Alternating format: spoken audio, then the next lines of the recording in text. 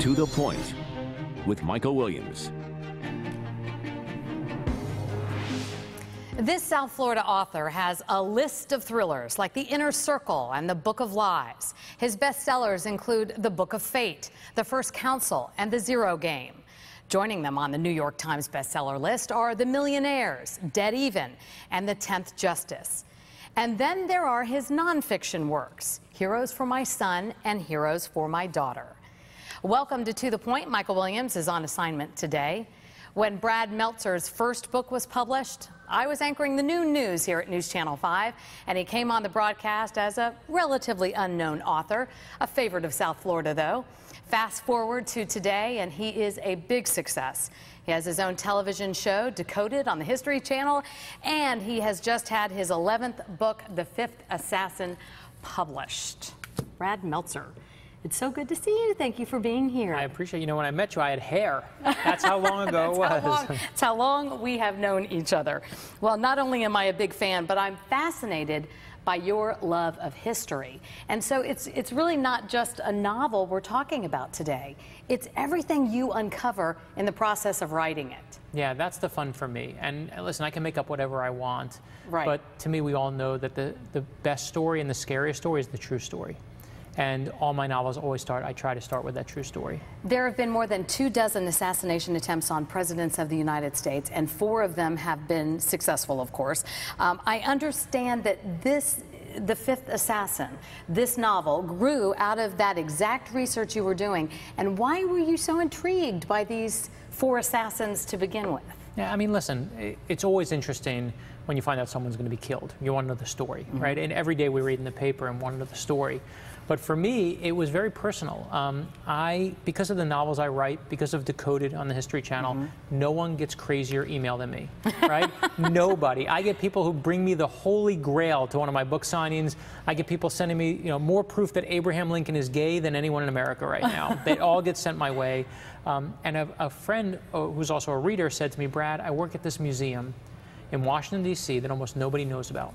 And you got to come see what we have here. And I thought, you know what, there's no way I'm coming there. I'm not coming, just tell me what you have. Right. And he said to me, well, we have the pieces of the skull of Abraham Lincoln, we have the bones of John Wilkes Booth, and we have the actual bullet that killed Abraham Lincoln. Would you like to come see it?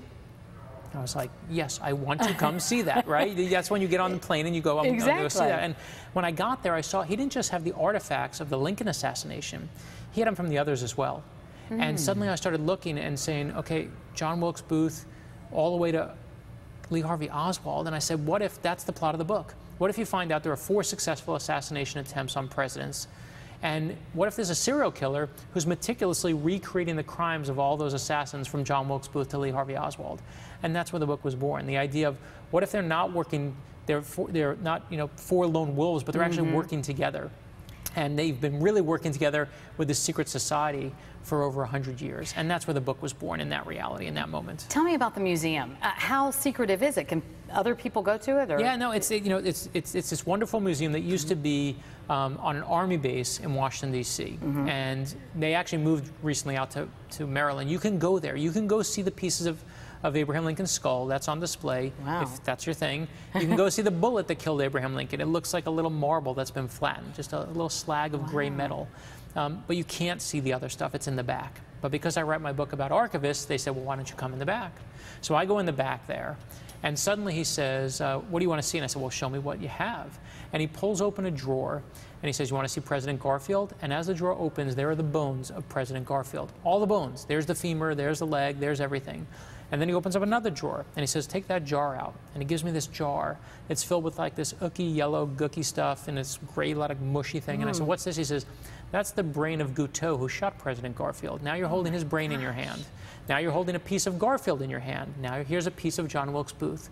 And I'm going, this is the sickest, most gross thing I've ever had in my life. But then he says to me, and I love this part, he hands me a little swatch of leather.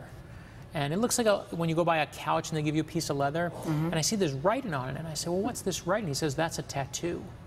And I realize in that moment, I'm not holding just a piece of leather, I'm holding someone's skin. Oh my gosh. And I'm like, just take this away from me. Whose was that? Right, and he basically said to me, what happened was when these assassins, when John Wilkes Booth was killed, when Guteau was killed, people used to treat them like saints. They wanted pieces of them. They would cut their hair off. They would cut off the lining of their coffin, anything to get a piece of them.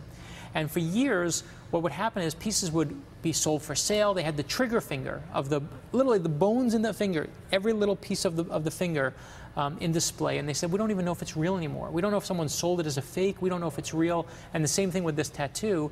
And suddenly I saw on the tattoo a little red diamond. And I look at the red diamond like you see on a playing card. And this is how my brain works, Kelly, is my brain goes like this. Everyone knows when Abraham Lincoln was assassinated, they know every detail of the assassination. Okay, they can tell you what John Wilkes Booth was wearing that day, what was in his wallet. They can tell you what he had to drink at the bar next door before he went into Ford's Theater. Here's the one detail nobody in history knows, and that is how he got past the White House valet. He went in, he saw the White House valet who should have stopped him, and he handed the White House valet a card, a mysterious card, and to this day, no one in history knows what was on that card. And some people think it was a calling card, a business card. Some people say business cards used to be playing cards. And this is how my brain works. I go, wait a minute. A playing card linked to John Wilkes Booth. And here on this tattoo is a red diamond from a playing card. And now I suddenly start seeing the pattern. And my fictional brain starts saying, I see a plot. But it's all based on these real things that I see in real places. Wow. Well, speaking of the real things, how are the four assassins alike? What commonality did you find among these historic figures? Yeah, I mean, and the odd part is if you look at what the Secret Service, when they try to profile an assassin, of all the people who have tried to assassinate the president, there's no profile. It's every age, every economic range, there's nothing. Right. But if you look at the four that were successful, there's an absolute profile. And you'll see that all four of them, none of them did drugs. They barely drank at all. They were all meticulously and almost crazily neat. They were all neat freaks, which is just odd. Yeah. 3 out of 4 were in their 20s. And they all kind of kept to themselves. Now, here's what they had in common more than anything else. Every single one of them was a man with a cause. They believed in their cause. And here's the crazier part, is you can divide assassins into 2 categories, hunters and howlers. And so hunters are different than howlers. Howlers make a lot of noise. They tell you they want to kill you, they want to rip you apart. They'll make the bomb threat. They make the bomb threat, that. right. They call in the bomb threat, but they won't really do anything. Hunters are very different. Hunters stay themselves. They don't say anything. They plot and they plan and they execute. But hunters never howl and howlers never hunt. And when you look at the 4 people who have killed a president of the United States, all 4 of them are absolutely hunters, every single one. It almost sounds sickly similar to a lot of the people that pull off some of the massacres of today. Well, that's exactly, when I started looking at it, when I saw what happened in Newtown, Connecticut, I looked at that and people said all the time, what is the world coming to? And I looked at that and I thought, are you kidding me? A 20-year-old who keeps to themselves, who's on a mission of violence, that's been happening for over a century and a half. That's part of the American animal today. Right. And it's something that to me was eerily repeating over and over throughout history, and that's the sad part.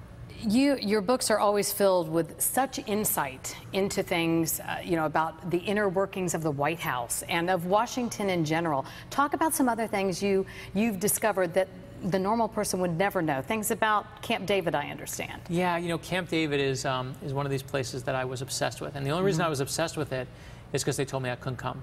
And the moment they said they couldn't come, I was like, I'm going to do everything I can to find out everything I can about Camp David. And Camp David, I thought was a place where they go and relax. You hear the Camp David Accords, they sign peace treaties there. Camp David is the president's playground. It has skeet shooting, it has golf, it has air hockey, it has movies, it has everything you want to entertain. Here's what it doesn't have. It doesn't have any press. So when Bill Clinton came into the White House, he said, well, I have allergies, I can't go to Camp David. And they said, Mr. President, there's no press allowed there. He said, I'll be there tomorrow. And he went there for over 100 times. I mean, it's crazy. And you look at George W. Bush, you look at Obama, they go there.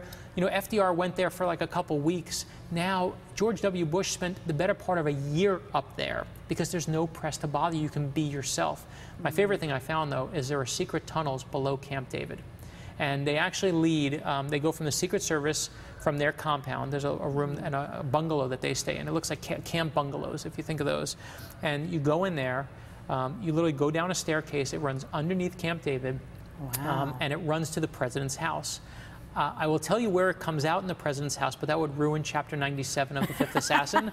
But I promise you, in that cheap plug, you will see where Camp David, where those secret tunnels really come out. You've developed quite a relationship with several of our presidents. And I know in particular President Clinton in previous novels has been quite helpful and also President H.W. Bush.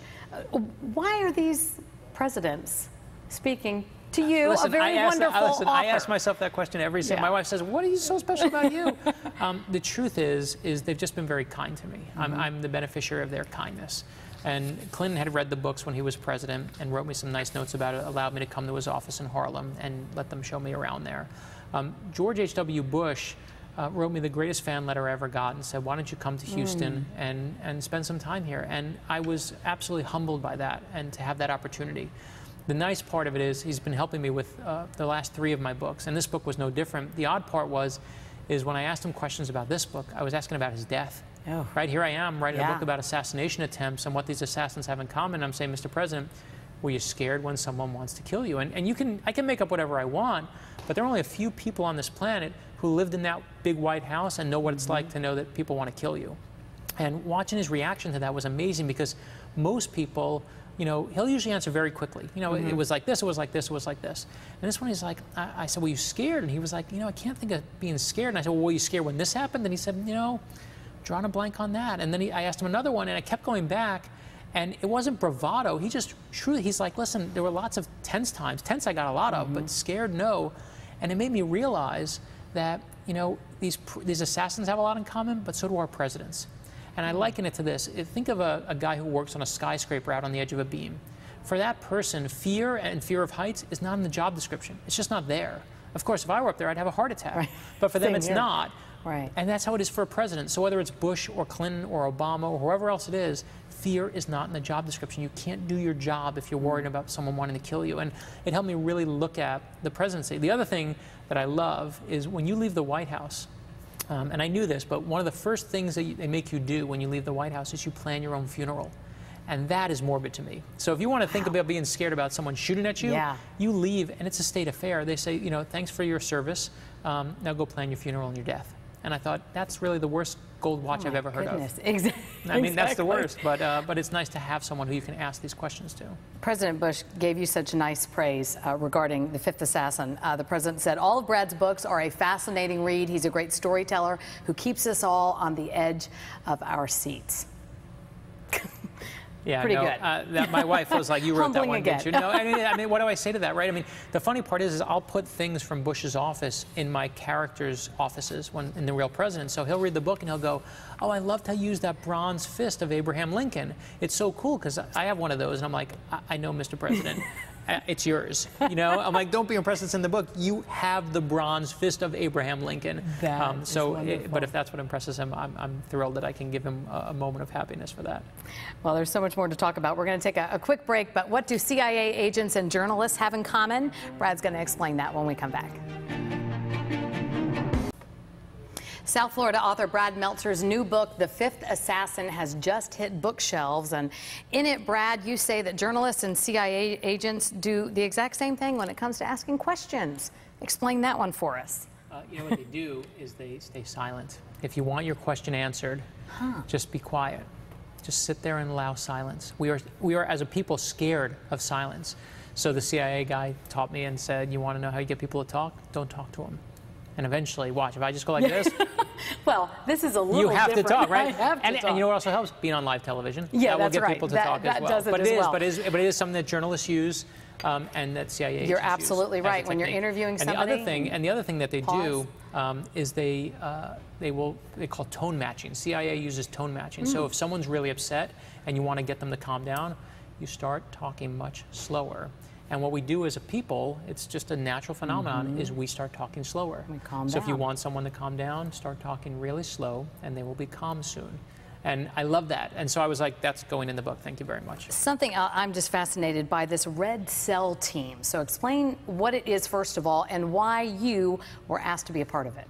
Yeah, so a couple years ago, I'm here in Florida, and I get a phone call from the Department of Homeland Security. Okay. That's right, normal day. And they say, "We want you to come in and brainstorm different ways that terrorists attack the United States and can attack the United States." And my first thought is, if they're calling me, we have bigger problems than anybody thinks, right? I mean, I'm just like, whatever you want to think about the government, I mean, we're screwed now. That's it. They should not be calling me. But I was honored to be part of what they call the Red Cell program. And the Red Cell program basically brings together out-of-the-box thinkers, is what they labeled us. And they would pair me with a Secret Service agent and with a chemist, and they would give us a target. like a major city, just like West Palm Beach, and they would say, destroy it. And I would come up with my way to kind of really get to the heart of it. And then the Secret Service agent would say, here's where the lapse in security really is. And the chemist would say, no, no, no, let's use this chemical. It'll dissipate less quickly in the air. And by the time we were done, Kelly, we would destroy a major city like West Palm Beach in the matter of an hour. Wow. And it's one of those days you don't go home feeling good. You go home terrified because you see how easy it is to kill us. And it was when I was there, I just kept saying exactly what you said. Why me? Why would they pick me of all people? And I looked through history, and again, history had the answer. It traced back to a man named George Washington. George Washington had his own secret spy ring that he used to use, made up of regular people. And the reason he used regular people is he said no one will look twice at them. No one looks twice at a regular person. And I said to my contact in Homeland Security, wouldn't it be cool if in my next book you found out that George Washington's spy ring still exists to this very day? And he says to me, what makes you think it doesn't? And that's one of those moments where you go, okay, who's listening on my phone right now? And he said, think about it. It's one of George Washington's greatest success stories. Why would he ever disband it? And that's where the plot for The Inner Circle, right before The Fifth Assassin, came from, is, again, that real-life moment that I got to put into the book. Let's talk about your job as a writer. I understand you had how many rejection letters? When you tried to get your first book published, 24, was that right? I got 24 rejection letters. To be clear, there were only 20 publishers at the time. I got 24 rejection letters, which means some people were writing me twice to make sure I got the point. But I fell in love with the process of writing that first book. Yeah. And the week I got my 23rd and 24th rejection, I said, if they don't like that book, I'm going to write another. And if they don't like that book, I'm going to write another. And to this day, I really believe that whatever it is you do with your life, whether you write books or you're an anchor or you're a teacher or you're a stay-at-home mom, whatever it is you do, don't let anyone tell you no, because that's the only way you get published. And I know where some of that comes from you, and that comes from your mother in particular. Yeah. But your parents, I know, and they were such an influential part of your life and of your career. Yeah, no, it's, you know, it's interesting. This is the very first book I've written with both my parents gone. My mom died 4 years ago from breast cancer, my dad this past year. And when I looked at the book, I kept saying, well, what's the book about after the first draft? Because you put things that you want in the book, and you put the whodunit in the book, but you also, what you don't realize you're doing is you're putting yourself in the book. And I looked at the first draft, and I said, oh, what's Beecher doing here, the main character? I said, oh, he's growing up. And I realized that's what I'm dealing with. Beecher isn't just hero and wish fulfillment for me. He protects me as a character. And that's what I was dealing with in my own life. And you're absolutely right. I wouldn't be here without my mom. You know, I went to Borders headquarters a couple years ago, and they said, when Borders was still around, and they said, guess where your books sell more than anywhere else? Straight sales, not even per capita. And I said, New York City, 8 million New Yorkers in one place. They said, no. I said, Washington, D.C., I write D.C. thrillers? No. The #1 place where my book sold was the Boca Raton Borders, 1 mile from the furniture store where my mother used to work. That means my mother single-handedly beat 8 million New Yorkers. And God bless her, like, no one sold books like my mom, so they absolutely affect me. And there's a story in the books that you wrote for your sons and your daughter. Heroes for my daughter, Heroes for my son. I know there's a special vignette about your mom in that, so I know how special she has been in your life. Yeah, it was actually, if you want to talk about the story, it was right after my second book had come out, my publisher was shutting down. And this was I thought it was going to be the end of my career. The book hadn't sold as well. The publisher was shutting down. I called my mom here. I said, Mom, I'm terrified. It's the end of my career. And she said to me, I'd love you if you were a garbage man. And she wasn't taking a crack at garbage man. My uncle was a garbage man. She was saying, I don't care if you're the king of England. I love you. I don't care what your job is. And to this day, every day that I sit down to write, I say those words to myself. I'd love you if you were a garbage man, just soaking in my mom's love for me. That's what I still have to this day. That never goes away. All right, before I cry, we'll take a brief moment and come back in a second. He doesn't even know this yet, but I may have Brad reveal his special talent. In our remaining moments with author Brad Meltzer, very quickly, the inauguration coming up tomorrow. Security, you've been to these. You know how tight that is. Yeah, security will be like you won't believe tomorrow. Yeah. The interesting part is they're not worried about, you know, the person who's going to come out there and, you know, armed with bazookas or things like that. Like, those people are going to be caught at different checkpoints. The hardest part is human error, and that is that, you know, you can have all the great swipes and all the cameras you want, but eventually someone comes in and just says, you know what, I'm supposed to be here, and I have this pie, and I got to deliver the pie, and I got to get in there, and someone said to me, you want to know how to get in anywhere? You just bring a chafing dish. and anyone will let you walk in anywhere. And it's that human error is what you always have to look out for the most in security. That's what they're going to be looking out for tomorrow. Well, the new book, The Fifth Assassin, is on bookshelves right now, and you're making your tour around the country, so I know you're going to be busy over the next number of days, and we so appreciate time with you, Brad. Really quickly before we leave, I did not know that you had this hidden talent for saying the alphabet backwards. Really? I don't know why I could do it. It's just my grandfather taught me when I was little, and he made me learn it, and I can never forget it. Well, the talents are endless with you. Every time, if I could only figure out how to monetize that, exactly, I would really be thrilled. And very briefly, what's next for you? We're actually going to do a book for Decoded, a decoded book of the greatest mystery throughout history, from the JFK assassination to, of course, some other great ones like UFOs. And then we're going to do a line of children's books like Heroes for My Son and Heroes for My Daughter, but for younger kids, fully illustrated by a great cartoonist named Chris Eliopoulos. And then I will sleep, and then the next novel. Wow, okay. Can barely keep up with you, but I look forward to the next time. Whatever you do, please always come back. Thank you, Kelly. You're a favorite of ours. The only reason I'm here is because people like you took a chance on me at my start, so thank you to the station forever for that. Brad, thank you. Thanks for joining us, everyone. Have a great day.